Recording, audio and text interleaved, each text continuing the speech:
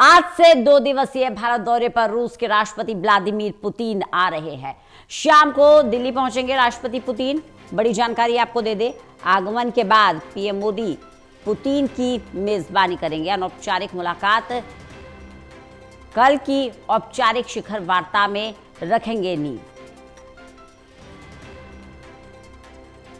मोदी और पुतिन 23वें भारत रूस शिखर वार्ता में हिस्सा लेंगे। दोनों देश रक्षा, व्यापार और अन्य क्षेत्रों में करेंगे महत्वपूर्ण समझौते। राष्ट्रपति पुतिन की भारत यात्रा पर पूरी दुनिया की निगाहें हैं।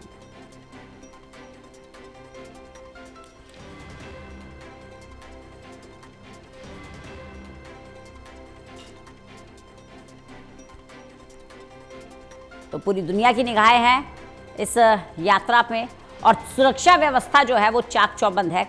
कई बड़ी बातें हैं इस दौरे की।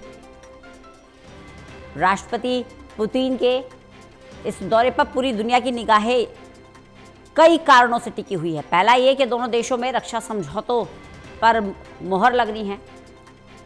रूस हमारा पुराना दोस्त, भारत के साथ कई बार अपनी दोस्ती निभाई है रशिया ने। और यूक्रेन युद्ध के बीच जो हालात बने हुए हैं दोनों देशों के बीच में, यूक्रेन और रशिया के बीच में, ऐसे में पुतिन का भारत दौरा काफी अहम माना जा रहा है। प्रदीप कुमार हमारे साथ, हमारे एसोसिएट एडिटर जुड़ गए हैं ज्यादा जानकारी के साथ। प्रदीप, जिस तरह से अमेरिकी राष्ट्रपति व्लादिमीर पुतिन का ये दौरा हो रहा है, जो हालात पूरे विश्व में बने हुए हैं, रूस और यूक्रेन के बीच में जंग भी है, जंग के इन हालातों के बीच में पुतिन का ये दौरा किस तरह से देख रहे हैं विशेषज्ञ से?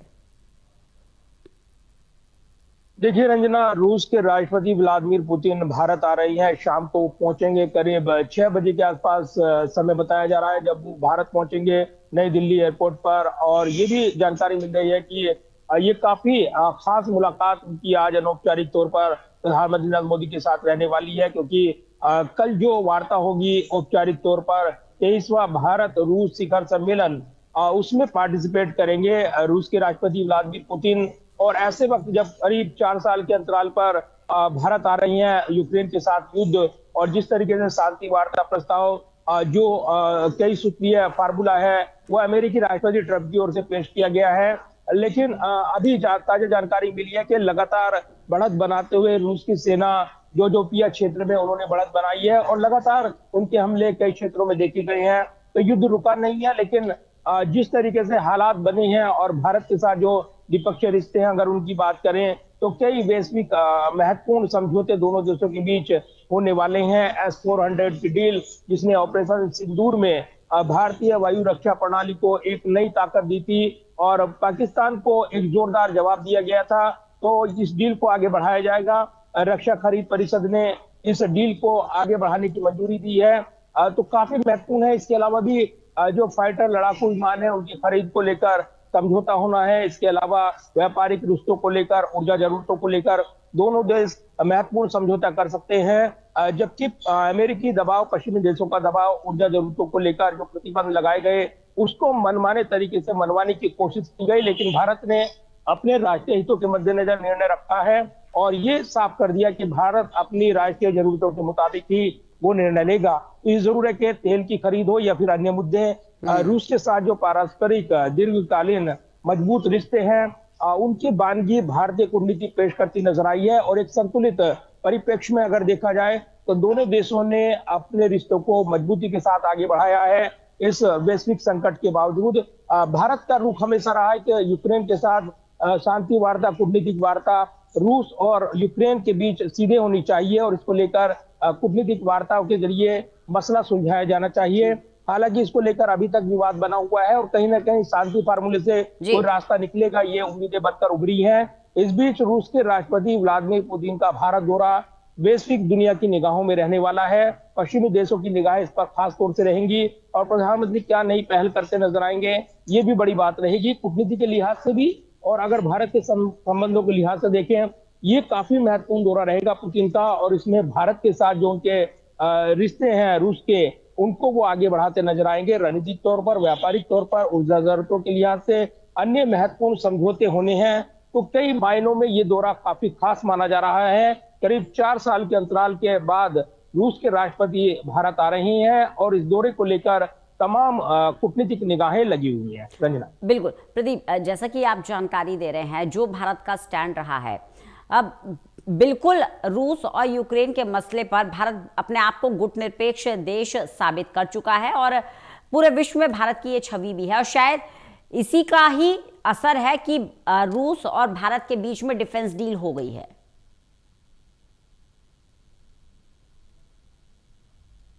देखिए बिल्कुल रंजना, और अगर रूस और भारत के संबंधों की द्विपक्षीय दीर्घकालीन रणनीति के लिहाज से उसकी समीक्षा करें तो निश्चित तौर पर दोनों देशों ने समय समय पर अपनी दोस्ती को नए मुकाम तक पहुंचाया है। रणनीतिक संबंधों को लगातार उन्होंने मजबूत किया है और यूक्रेन के साथ युद्ध के बावजूद भारत ने रूस के साथ जो तेल की खरीद जारी रखी थी उसका वैश्विक विरोध अमेरिका पश्चिमी देशों की ओर से, और ये कहा भी गया ट्रंप की ओर से कि अतिरिक्त जो टैरिफ लगाया गया है रूस के साथ तेल की खरीद के जरिए लगाया गया है, लेकिन भारत ने इन तमाम दबाव को नकार दिया और कहीं ना कहीं एक बड़ा मैसेज दिया कि उसकी जो विदेश नीति है स्वतंत्र और कूटनीतिक तौर पर उसकी विदेश नीति है और इसीलिए वो किसी देश के दबाव में अपनी कूटनीति को नहीं बदलेगा और इसलिए दीर्घकालीन जो रिश्ते रहे हैं रूस के साथ उनको मजबूत करते हुए लगातार भारतीय पक्ष ने अपने संबंधों को आगे बढ़ाया है। दोनों देशों ने इन संबंधों को मजबूती दी है। जब बीते दिनों प्रधानमंत्री नरेंद्र मोदी ने रूस का दौरा किया था तब दोनों देशों के